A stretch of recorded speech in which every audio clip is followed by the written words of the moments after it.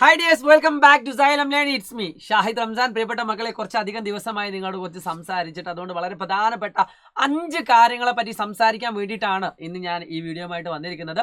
So ആദ്യമായിട്ടാണ് നിങ്ങൾ സൈലത്തിൻ്റെ ക്ലാസ്സുകൾ കാണുന്നതെങ്കിൽ തീർച്ചയായിട്ടും സൈലം ക്ലാസ് +1 എന്ന് പറയുന്ന സയൻസിൻ്റെയും കൊമേഴ്സിൻ്റെ ഒക്കെ ചാനലുകൾ നിങ്ങൾ ഇപ്പം തന്നെ സബ്സ്ക്രൈബ് ചെയ്ത് വെച്ചുക. കാരണം ഭാവിയിൽ നിങ്ങൾക്ക് ഏറ്റവും കൂടുതൽ ഉപകാരപ്പെടാൻ പോകുന്ന ഒരു ചാനൽ കൂടിയാണ്. സോ നിങ്ങളെല്ലാവരും വെൽക്കം ചെയ്യുകയാണ്. ഏറ്റവും ആദ്യം നിങ്ങൾ ശ്രദ്ധിക്കേണ്ട ഒരു കാര്യം, ഇപ്പോൾ പല ആളുകളും റിസൾട്ടിന് വേണ്ടി വെയിറ്റ് ചെയ്യാണ്. ടെൻഷനുകൾ ഉണ്ടാവും, എനിക്കറിയാം. നിങ്ങളുടെ ടെൻഷനുകൾ മാക്സിമം ഒഴിവാക്കുക എന്ന് എനിക്ക് പറയാനേ പറ്റുള്ളൂ. നിങ്ങളുടെ ഉള്ളിൽ ആ ടെൻഷനുകൾ ചിലപ്പോൾ ഉണ്ടാവും. ചിലപ്പോൾ അതിനെപ്പറ്റി ചിന്തിച്ചിട്ട് പോലും ഇല്ലാത്ത ആളുകൾ പോലും നമ്മുടെ ഉള്ളിലുണ്ടാവും. ടെൻഷൻ അടിച്ചിട്ട് കാര്യമില്ല. നമുക്ക് കിട്ടുന്ന മാർക്ക്, അല്ലെങ്കിൽ നമുക്ക് അർഹതപ്പെട്ട മാർക്ക് മാത്രമേ കിട്ടുള്ളൂ. ഇനി നമുക്ക് അർഹതപ്പെട്ട മാർക്ക് കിട്ടിയില്ലെങ്കിൽ പോലും നമുക്ക് റീവാലുവേഷനും സ്ക്രൂട്ടിനിയും കാര്യങ്ങളൊക്കെ ഉണ്ട്. പേടിക്കേണ്ട, വെയിറ്റ് ചെയ്യുക. നമ്മുടെ റിസൾട്ട് ഏറ്റവും മികച്ചതാവട്ടെ. അപ്പോൾ +1ലേക്ക് പോകുന്ന സമയത്ത് നിങ്ങൾ പല ആളുകളും ചെയ്യാത്തൊരു കാര്യം, വളരെ പ്രധാനപ്പെട്ട ഒരു കാര്യമാണ്, നിങ്ങൾക്ക് ഏറ്റവും ഇഷ്ടപ്പെട്ട സ്കൂൾ സെലക്ട് ചെയ്യുക എന്നുള്ളത്.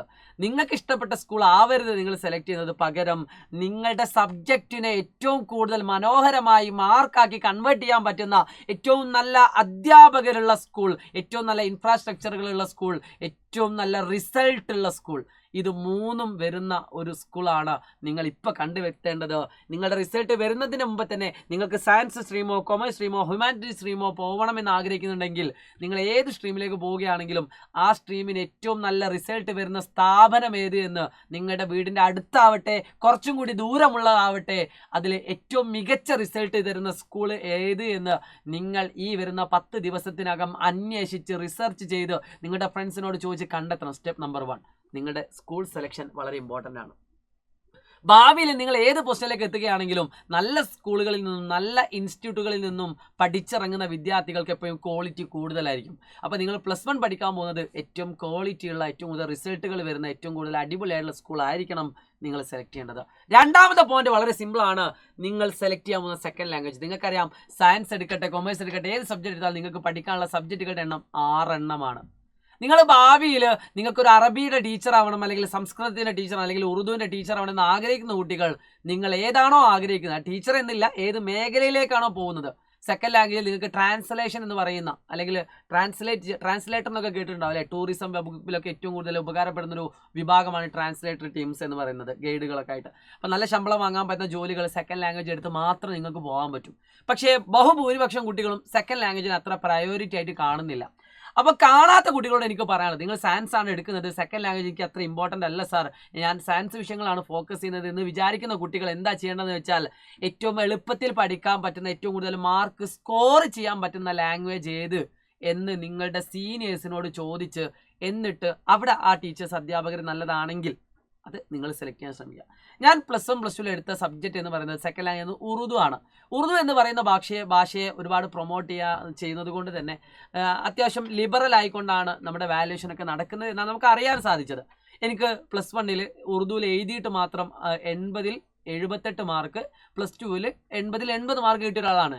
അപ്പോൾ സെക്കൻഡ് ലാംഗ്വേജ് ഞാൻ അത്ര പ്രയോറിറ്റി കൊടുത്തൊരു സബ്ജക്റ്റ് ഒന്നുമല്ല, പക്ഷേ ഏറ്റവും കൂടുതൽ മാർക്ക് നേടാൻ പറ്റുന്ന ഒരു ലാംഗ്വേജ് സെക്കൻഡ് ലാംഗ്വേജ് ആയതുകൊണ്ട് തന്നെ അത് ഞാൻ സെലക്ട് ചെയ്തു. ചില കുട്ടികൾക്ക് മലയാളം ആയിരിക്കും പെട്ടെന്ന് മാർക്ക് സ്കോർ ചെയ്യാൻ പറ്റുന്നത്, അപ്പോൾ അങ്ങനത്തെ കുട്ടികൾ മലയാളം എടുക്കുക. ചില കുട്ടികൾക്ക് ഹിന്ദി ആയിരിക്കും ഏറ്റവും കൂടുതൽ മാർക്ക് സ്കോർ ചെയ്യാൻ പറ്റുന്നത്, അങ്ങനത്തെ കുട്ടികൾ ഹിന്ദി എടുക്കുക. ചില കുട്ടികൾക്ക് സംസ്കൃതം നല്ല എളുപ്പമാണെന്ന് പറയുന്നത് കേട്ടിട്ടുണ്ട്, പക്ഷേ കേൾക്കുമ്പോൾ പല ആൾക്കും പേടിയാണെങ്കിൽ പോലും പഠിച്ചെടുക്കാൻ പറ്റുന്ന സബ്ജക്റ്റാണ് സംസ്കൃതം എന്ന് കേട്ടിട്ടുണ്ട്. അതിനെപ്പറ്റി എനിക്ക് ഡീറ്റെയിൽ ആയിട്ട് പറയാൻ അറിയില്ല.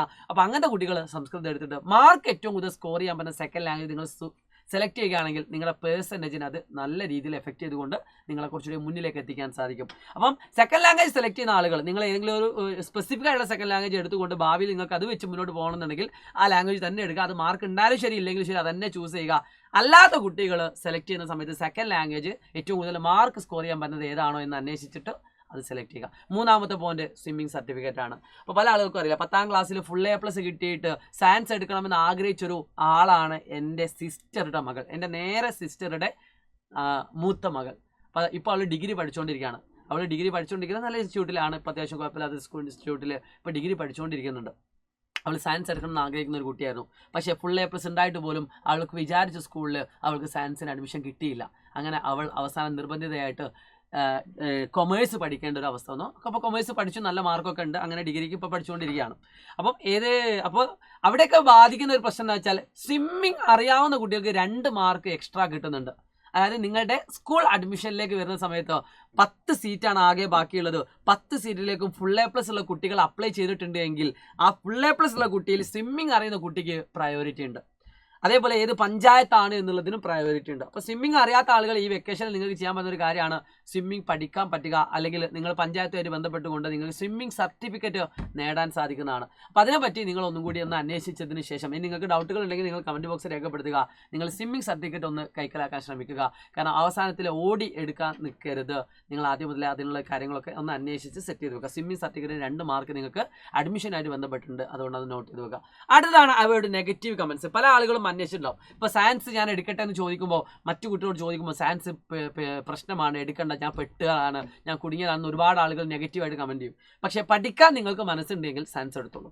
പഠിക്കാൻ നിങ്ങൾ തയ്യാറാണെങ്കിൽ സയൻസ് എടുത്തോളൂ. പഠിക്കാൻ മടിയുള്ള ആളുകളാണെങ്കിൽ സയൻസ് എടുക്കരുത്. സയൻസ് എടുക്കുമ്പോൾ ശ്രദ്ധിക്കേണ്ടത് ആദ്യം മുതലേ പഠിക്കണം. വളരെ ഇമ്പോർട്ടൻറ്റ്. കൊമേഴ്സ് ആവട്ടെ എല്ലാം. അപ്പം പഠിക്കാൻ മനസ്സുണ്ടെങ്കിൽ മറ്റുള്ള നെഗറ്റീവ് കമൻറ്റുകൾ നിങ്ങൾ നോക്കേണ്ട. ധൈര്യമായിട്ട് നിങ്ങൾക്ക് സയൻസ് ചൂസ് ചെയ്യാം. സയൻസ് ടഫാണോ വെച്ചാൽ പഠിക്കുന്ന കുട്ടിക്ക് ടഫല്ല, അല്ലാത്ത കുട്ടിക്ക് ടഫാണ്. ഇടയ്ക്കിടയ്ക്ക് പഠിക്കുന്ന കുട്ടിക്ക് ടഫായിരിക്കും. അതായത് 10ാം ക്ലാസ്സിൽ ചിലപ്പോൾ ഇടയ്ക്കിടയ്ക്ക് പഠിക്കുന്ന കുട്ടികളായിരിക്കും പല ആളുകളും. അങ്ങനത്തെ ആളുകൾക്ക് സയൻസ് ടഫായിട്ട് തന്നെ ഫീൽ ചെയ്യും. പക്ഷേ അവർക്ക് മാർക്ക് സ്കോർ ചെയ്യാൻ പറ്റും. ലാസ്റ്റിലേക്ക് കുറച്ചുകൂടിയൊക്കെ പഠിച്ചുകൊണ്ട് അവർക്ക് മാർക്ക് ചിലപ്പോൾ സ്കോർ ചെയ്യും. പക്ഷേ ആദ്യം മുതലേ പഠിക്കുന്ന കുട്ടിക്ക് ഇപ്പോൾ എത്ര ടഫാണെങ്കിലും അവർക്കത് ഈസി ആയിരിക്കും. മറ്റുള്ള കുട്ടികൾക്ക് ടഫ് എന്ന് പറയുമ്പോഴും ആദ്യം മുതലേ പഠിച്ച കുട്ടിക്ക് എപ്പോഴും എക്സാം എല്ലാം ഈസി ആയിരിക്കും. അതുകൊണ്ട് നെഗറ്റീവ് കമൻസുകൾ ഒഴിവാക്കിയിട്ട് മുന്നോട്ട് പോവുക. And last and final start now. ഇന്ന് തന്നെ തുടങ്ങുക. നിങ്ങൾ ഏത് സ്ട്രീമാണോ എടുക്കാൻ പോകുന്നത് അതിൻ്റെ ക്ലാസ്സുകൾ നിങ്ങൾക്ക് യൂട്യൂബുകളിൽ അവൈലബിൾ ആണ്. നമുക്ക് ബ്രിഡ്ജ് കോഴ്സ് സൈലം ക്ലാസ് +1 എന്ന് പറഞ്ഞ യൂട്യൂബ് ചാനൽ നിങ്ങൾക്ക് ഫ്രീ ആയിട്ട് ബ്രിഡ്ജ് കോഴ്സുകൾ സ്റ്റാർട്ട് ചെയ്തിട്ടുണ്ട്. സൈലത്തിൻ്റെ അഗ്നി ബാച്ച് നിങ്ങൾക്ക് ജോയിൻ ചെയ്യാം. താഴെ കാണുന്ന സ്ക്രോളിൽ നിങ്ങൾക്ക് വിളിച്ചാൽ മാത്രം മതി.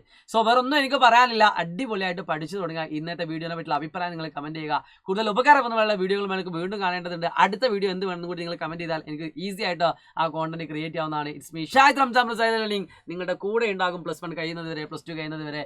Wish you all the best guys.